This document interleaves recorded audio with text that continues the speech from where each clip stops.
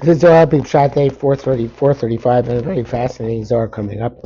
Um, and it was tough to get the Talmud of Shim to stick around, too. We're on Daf Nunam Beis, and Rabbi Shim, the Chavrai were about to leave. So we're at the seventh line from the bottom. Come, I got up. I'm Rabbi Shimon, and Shimon said, Mila Gabon, I have something else to say to you. President Shimon Mar, and the Shimon said, he said that there are two psukim. Check right, see. Ki Hashem Elokecha Eish L'chlo. Because Baruch Hu is all-consuming fire. See, awesome. It says there, but then thinking Hashem Elokechem Chaim Kulchem Hayom. People cling to HaKadosh Baruch Hu. So they are entirely alive today. So, Ani Krai Ukmalu Kam Asrei. So I resolved the contradiction in these two psukim in several places. It was this is something which is a well-known contradiction. How could it be if it's a shochla? How could it be davik in him? And Chazal deal with it. Say he davik remidoisov. He davik tamid chachamim. All sorts of ways of accomplishing dveikos. Even the Hakadosh Baruch Hu Kaviyachol's eish ochla is an all-consuming fire. So the Zohar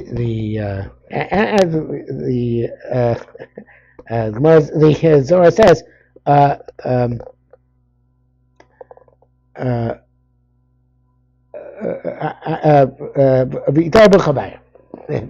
the Chaverim they were awakened by this. In other words, they decided, okay, let's stick around to hear what else Rabbi Shimon has to say. Tochaze, come see. So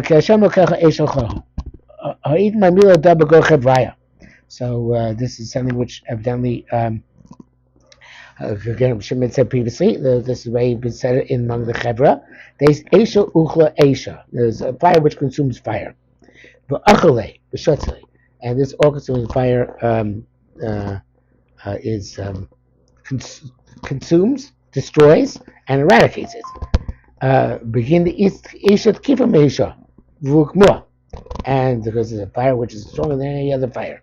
And that sustains that possibility of Eish Ochlo. In other words, there's many things which are Eish, but the Eish of Kosh is stronger and all-consuming, and this, of course, has to do with a whole bunch of things we find, like the Malachim who are created then are burnt up in the Har Dinor after they're created. There are all sorts of ideas which have to do with the Eish Ochla of Kosh Baruch Hu. But that's how we're going to explain. Avatochasei. And here's where Rishon really comes to explain this time.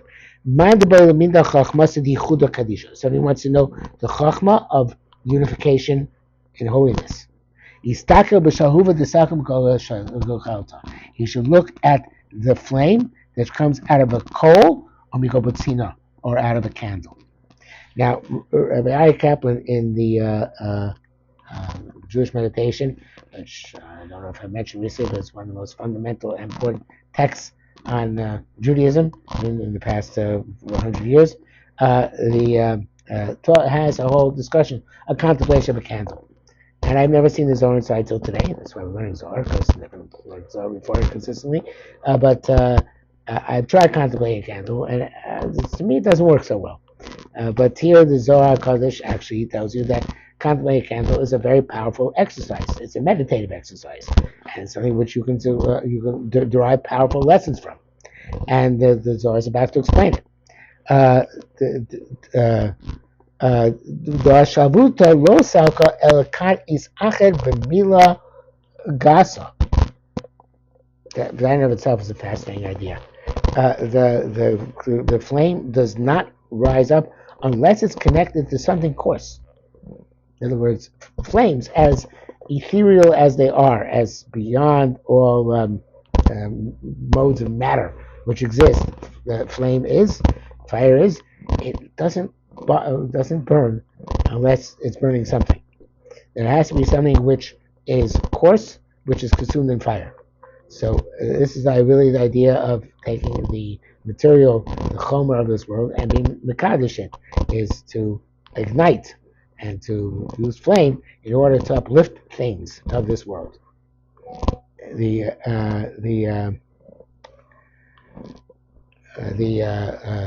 it says that In this flame which comes up, there are two lights. One is a white light, the noyer, which illuminates.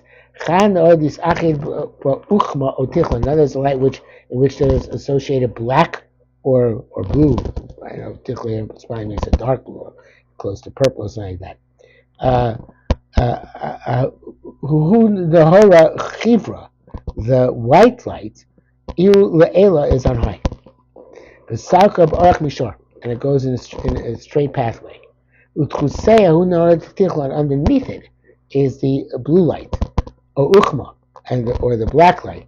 Du karsaya hu, which is a throne for that white light. So there's a candle, Shabbos here, and Parshas, what Parsha is it? Shoftim. Could be tonight. Maybe I'll look at candles. I'm not at home. I don't know if candles the usual place. But anyway, we'll figure it out. But anyway, so there's the black light and the white light. The black light is or blue light is the throne for the white light. And it's a fascinating idea, obviously, that the black is necessary. Just like the Mila Gasa is necessary in order to make the candle burn, so to the black light is necessary for the white light. There's Lake Norakid enough you go Chashocha, so you see all the time in the Zohar. So you need the black light underneath. Vahi Norakid Shari Love. The white light is at the top of it. Now I don't know if it's really white light, or it's a clear light. I don't know. We have to check the candle to see. And perhaps different candles, different substances burn differently. But it's on top of it. And they connect with each other. And this is the unification. The unification of the white light and the black light. The unification of the Mila Gasa and the Shalhevis.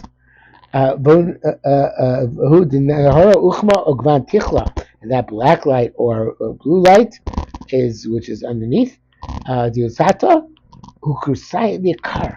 It's a precious throne. To the white light. In other words, you need to have the black light in order to get to the white light. So the Zohar says, besides the fact that it's the throne, also he says, so it's an impression in itself because of its blue quality.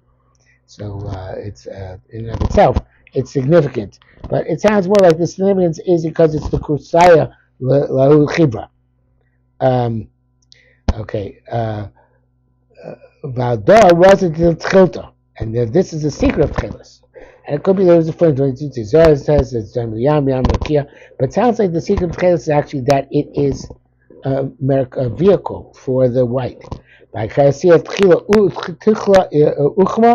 this throne, the blue or the black, is it connects to the other thing, it